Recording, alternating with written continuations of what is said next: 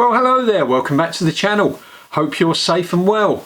In this video I'm going to be reviewing a rifle scope from a company that's quite new to me, Redwin Optics. So let's get on with it and roll the titles.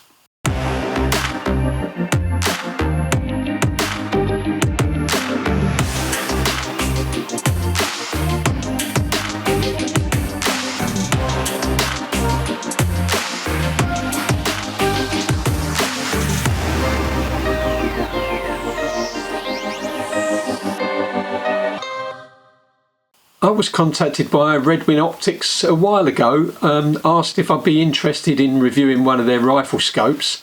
Now, Redwin Optics is not a company that I was familiar with, so I did a few searches and there was not a lot of reviews currently about their equipment, so I thought, yeah, give it a go. So checking out their website, I discovered it's a relatively new company. They were formed in 2020. And they offer a range of rifle scopes, red dot sights and other optics and accessories to go with your scopes and sights. So anyway, said send me a scope, I'll have a look and see what I think. So they sent me this scope to review. This is their Rome 4-16 by 44 SFIR. So second focal plane illuminated reticle. And it looks from the diagram on the side that the reticle can be illuminated in red or green, and it looks like the whole reticle is illuminated. Now, according to the box, this is an optic system designed in the USA. The reticle is designed in the USA, but the rest of it is constructed in China. So let's open the box and have a look and see what's inside. So, biggest item in the box obviously is the scope itself in polythene. We'll put that there and have a look at that in a second. We've got a user manual. We've got a little plastic turret screwdriver thingy for resetting the turrets. A set of Picatinny mounts, and then we've got this looks like an advertising promotional piece of literature there. We've got the mandatory lens cleaning cloth. There is sunshade, and what else in there? We've got the warranty card, which is a 5-year warranty card. So that's what we've got in the box.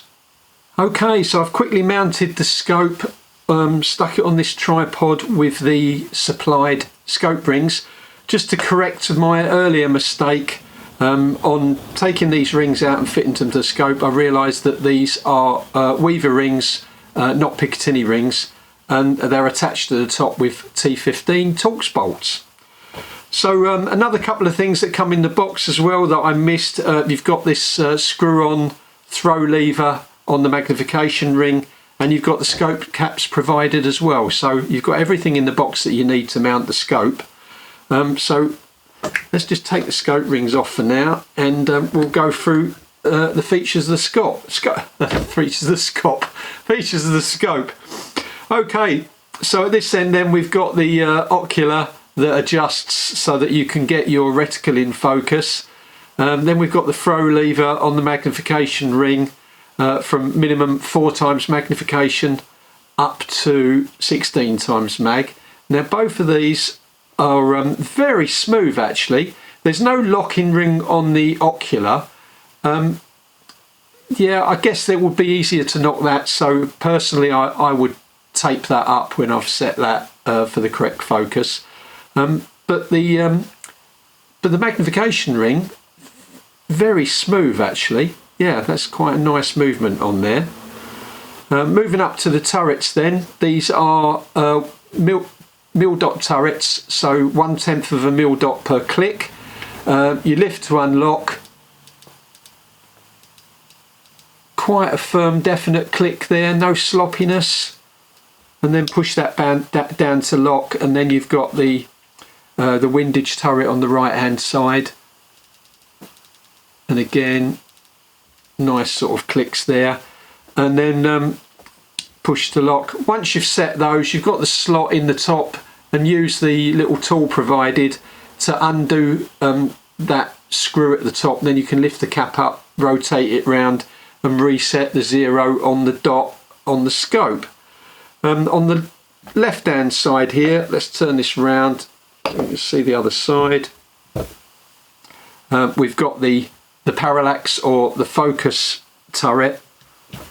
Again, that's not too stiff, that's quite smooth, and that runs from infinity down to markings of 15 yards.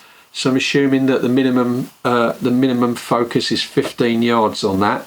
And then on the outside of that, you've got the illuminated reticle, which out of the box was very, very stiff, but even just using it once has loosened it up considerably. And then you've got 5 levels of brightness. Yeah, 5 levels of brightness for the red reticle and the green reticle. There's no off points in between the settings, so you have to go all the way to one end or the other to switch it off. But we'll look at what the reticle brightness levels look like through the scope in a short while. Moving up to the end then, we've got our 44mm diameter objective lens, and we've got 30mm scope tube. So that's it for the features. Let's take a look through the scope, see what the reticle looks like. So here you can see the reticle then, and it's quite interesting. It's supposed to be a mil dot reticle according to the literature, but I quite like the way that they've not used the first dot. And I find on a lot of reticles where they use dots to mark the 1 mil dot point, it can obscure your target when you're using a 1 mil dot holdover. So somebody's thought about this, and in the holdover part of the reticle, they've left the dots until 2 mil dots. So for the half one and the 1.5 point, you've just got small marks, which are not going to interfere with your aiming, which I quite like. The reticle does look fairly thick in comparison to a lot of others, but not too much thickness there to obscure stuff. So let's have a look at the illumination then, starting with the red illumination. I'm going to turn to the first setting. That's red 1, red 2, red 3, red 4, red 5. You can see the whole of the reticle is illuminated. And then if we continue beyond red 5, we get to the off setting, and now we're ready for the green settings. So that's green 1, green 2, 3, 4, and 5. And then we go to the next setting, which is off. So that's the reticle and the illumination then. Well, as you can see, I've got the scope mounted on my Gamma Coyote. So let's take it outside and do some shooting. I will be filming through the scope using my ScopeMate scope cam. So just a reminder that what you see on the screen is not a sharp an image through the ScopeMate scope cam as you would see looking through the actual scope. Just to give you some idea of what everything looks like downrange. Well, bit of a fresh morning. Well, we got temperatures about 5 degrees, so I'm sitting in a supermarket cooler at the moment. But got the scope on the Gamma Coyote. Just going to be zeroing it in at about 25 yards, and then we'll use it to do some pellet testing with the Coyote, and I'll put my scope cam on so you can get a look through the scope and see how we go. Right, I've got my resolution chart set out at 25 yards, and now we're going to check to see how the parallax, the focus wheel works. I'm on maximum magnification 16 times. I'm aiming to get the smallest numbers in focus that I can. So I'm looking at those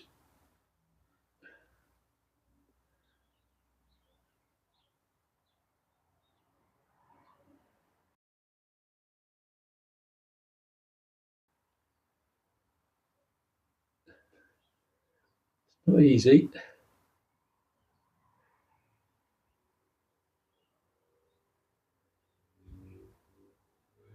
Right, I think that's it. And look at the side, we're just under 20 yards on the dial.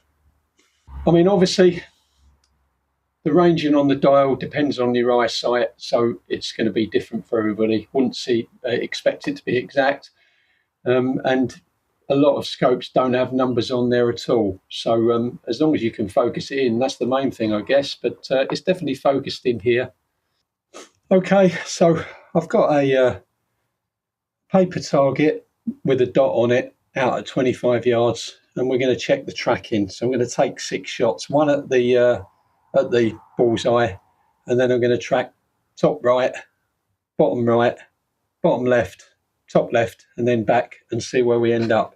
So scope's been zeroed, and I've zeroed the turrets in, and we're going to go sort of like 10 clicks either side and up and down and see how we get on.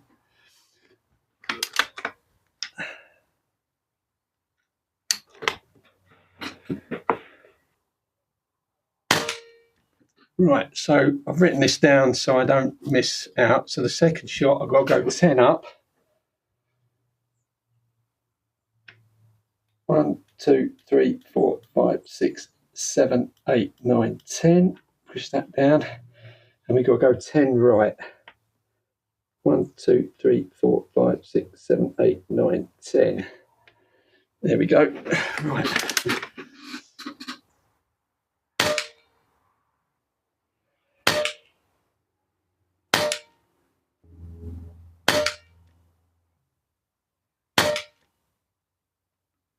Yeah, smack bang where we started. So tracking is really good. So the tracking works. Okay, so the scope's supposed to have a mil-dot reticle. So what I'm going to do is test it now to see how accurate the reticle is. So I've got my testing chart out at 25 yards, and at 25 yards, the dots on that target are exactly 1 mil-dot apart. So we're going to see whether we can line up the mil-dots on the reticle with the dots on the paper target. Now, normally scopes are mil-dot accurate at 10 times magnification. There's no 10 times magnification mark on here, so I'm going to take it just up. I'm going to judge it above the 9, and we'll start there. Focus is okay, so I line up with the top line, and you can see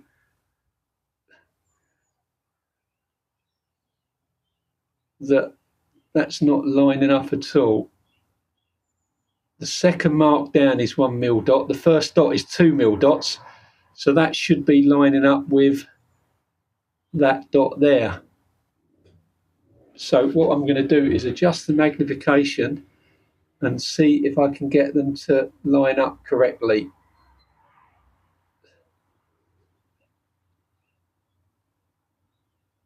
So I need to go up slightly. Right, we're at maximum magnification 16 times, and you can see that we're almost lining up, but not quite. So what I'm going to do is see if I can line up the half mil-dot marks.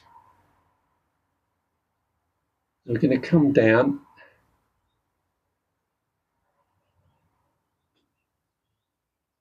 So we can get those lined up.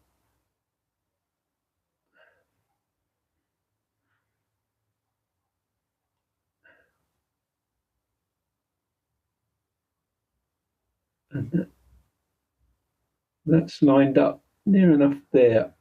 Say, there we go. You can see the dots are lined up with the half mil-dot marks. And looking at the top there, we're just a little over 6. Let's make a bit of an adjustment.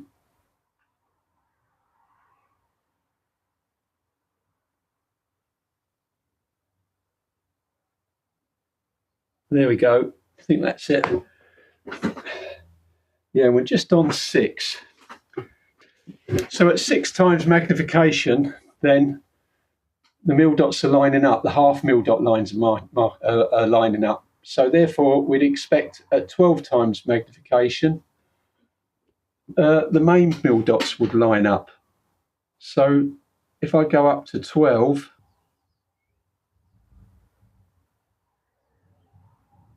there's something going on with this reticle as far as measurements concerned.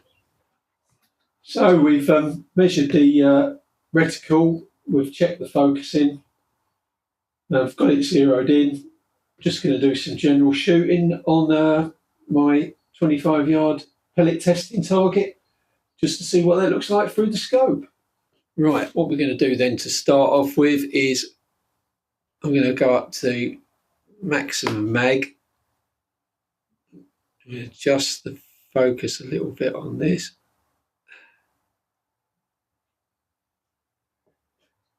There we go. Right. And to begin with, we are shooting with QYS domed 8.56 grain. You can see that the reticle is fairly thick.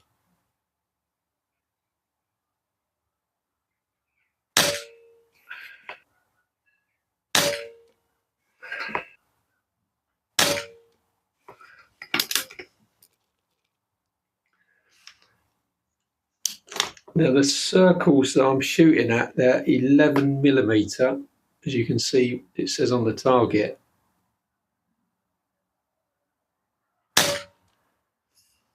And 11mm circles, or 11mm groups at 25 yards are one MOA group. So if they all go in the circle, that indicates that we've got a pretty accurate rifle.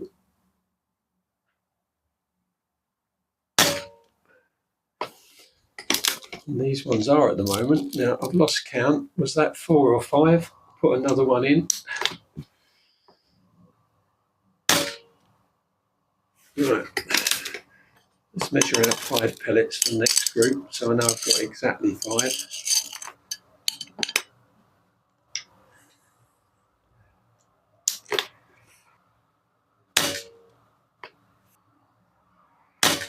Ooh. Don't know whether that was me or not. I'll have to check that on the video. But that one went a little bit left.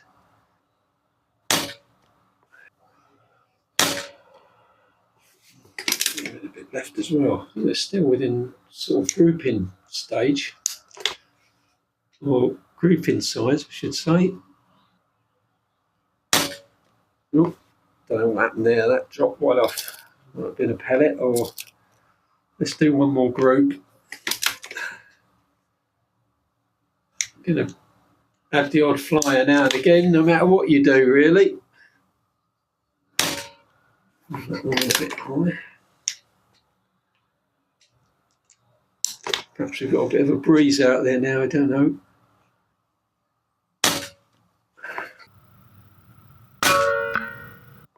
No, it went through the same hole down the bottom there. Smack down through the same hole. That nearly through the same hole as well. Wow. Now that's a 4-shot group. That down at 7 o'clock. That's a four pellet group. Let's put another pellet in there. Oh no, it went in the bullseye. No, that's not bad though. They're all inside that. Let's tempt fate and we'll do that final group. I don't know what these are going to be like at longer distances, but certainly at this range, this rifle seems to like these pellets.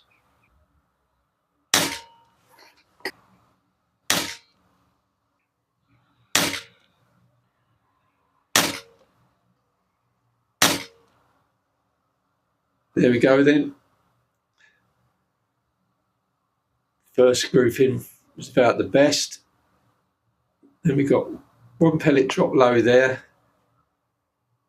There's 6 pellets in there. That high one discounted the high one there, and then another group there. So yeah, I would say, looking from here, that they're all 1 MOA groups at 25 yards, which is suggesting that this rifle's spot on. There we go. Well, I've got the scope cam attached then. Just want to do a bit of plinking out 40 yards. I'm using these QYS streamlined 8.48 grain pellets. If you've watched the channel, you know I haven't really tried QYS much, but this Coyote seems to like these. So anyway, I've got no idea what my aim point is going to be for 40 yards in this reticle. We're up at maximum magnification. I'll focus in, and then we'll take some shots and see where the pellets are going. So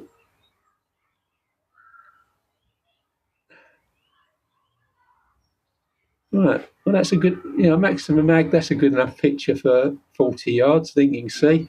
You can see we've got some chalk men up there as well. So what I'm going to do is I'm just going to shoot at that 40mm target and see where my pellets are landing, and then I can work out what my aim point's going to be. So if I put my crosshairs in the centre of that, hope it doesn't drop below the target. I'll tell you what I'll do. I'll shoot the one at the top, because then it doesn't really matter how far it drops, does it? So put that in the centre, and it's dropped about 3/4. Yeah, about 3/4. Just you can see there, just between the half and the 1. So we'll see how far we can get along the line with these shots. So I'm going to put my 3/4 in the middle. That's the first one. Now we're on to the 30. That's the second one. No, that was 35, not 30. Now we're on to the 25. Ooh, that's drifted off a bit, isn't it?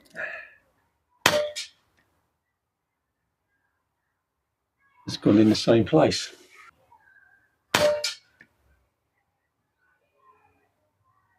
Yeah, that's odd. They're all going in the same place. Right, perhaps I need to give it a little bit for this bit of a breeze.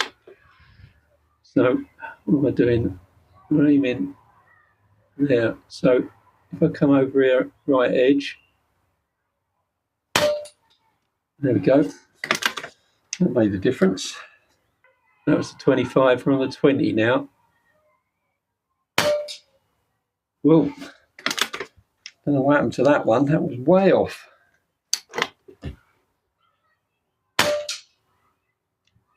Oh, that was a splitter. They all count. Let's see if we can try the chalk men. So that was there. They're going over there. So if I go there.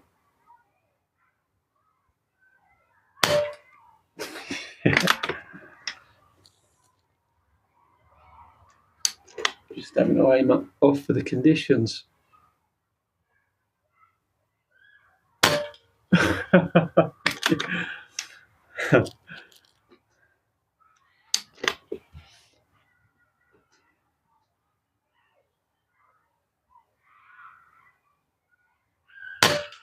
Oh, missed that one.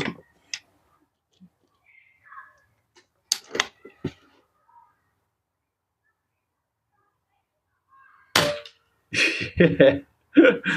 Oh dear. Makes me laugh every time when you hit those.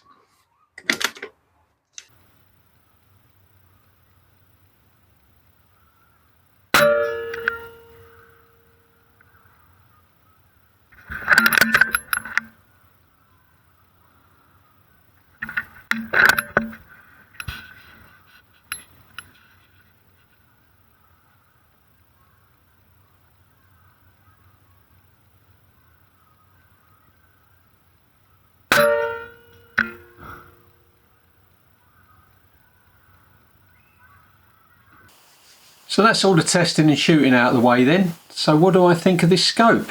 Well, I'm very impressed with this little scope. Solidly built. Everything functions well, does exactly what it should do. as they say, does exactly as it says on the tin. And then when you take into account the package, you get the mounts and the caps, everything you need to get started with this scope. Yeah, very impressed with the little scope really, and what is even more impressive is when you look at the price. Now currently there's no UK distributor for Redwin Optics, so if you want to get hold of one of these scopes or one of the other scopes in the range, you need to go to Redwin's website, which is redwinoptics.com, and they've also got a store on AliExpress as well, so if you've got an AliExpress account you can order through there. Now you might be surprised to hear that you should be able to pick this scope up for well under £100. At the moment, at the time of filming, on their website, this scope is priced at $99 US. There's also a first focal plane version of this scope as well. It looks the same. It's not called the Rome, it's called the Seasons, but it looks the same. And say that's got the first focal plane instead of a second focal plane, and that's only $10 more. Another thing as well, if you go to the website and you look at this scope, you'll notice that you can order it with different size scope mounts, different height scope mounts. So you can order it either with 21mm mounts or 11mm mounts. And then surprisingly as well, you can also order the scope like this one with all the logos on, or you can order a completely plain scope with no logos at all. I've never come across that before. So sort of myriad of options there for you in what you want to buy.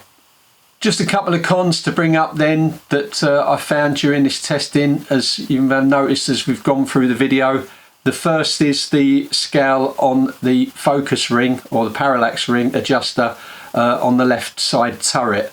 I found that, you know, when I'd focus this into 25 yards, it didn't correspond to the 25-yard marking on the ring. So, you know, if you're expecting to get this scope and set it up to say the 50-yard mark and then and expect that to be in focus at 50 yards, it might not be.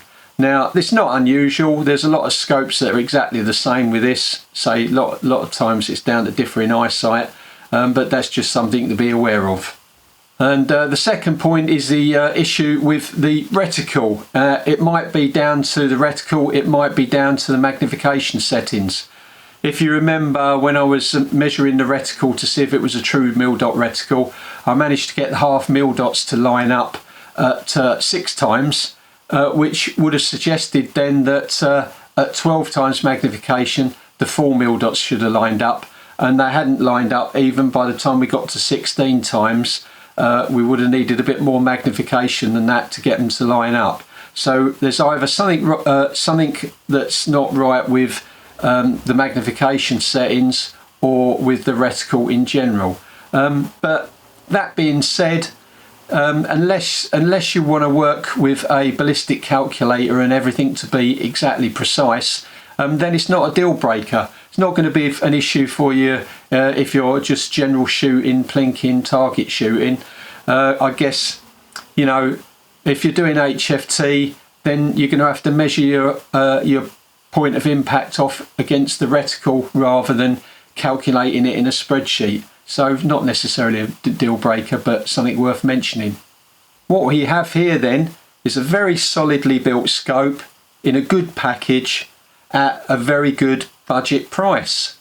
So if you're in the market for a new scope, or you just want sort of a general purpose scope to stick on a rifle that you can use for anything, and you don't want to spend a load of money, then this is the one to have a look at.